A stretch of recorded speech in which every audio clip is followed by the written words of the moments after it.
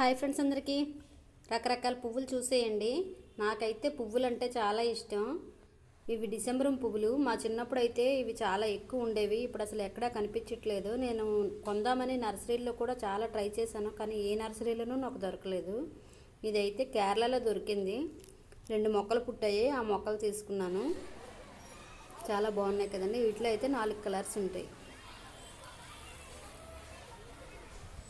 ఈ సీజన్లో కూడా చూడండి, కేరళలో మల్లెపూలు కూడా ఉన్నాయి. కాకపోతే వాళ్ళు ఆకులు తీయలేదనమాట. ఆకులు తీసుంటే కనుక ఇంకా ఎక్కువ పువ్వులు పూసుండేను. ఒకటే ఒక పువ్వు ఉంది చెట్టుకి. చాలా బాగుంది. ఇవైతే వాడంబరం పూలు అంటారండి. ఇవి పెట్టుకోరు, నార్మల్గా అందానికి పెంచుకుంటారు అంతే. ఇదైతే గడ్డి పువ్వు. అందంగా ఉంది కదని వీడియో తీశాను. చామంతి పువ్వులా ఉంది కదా.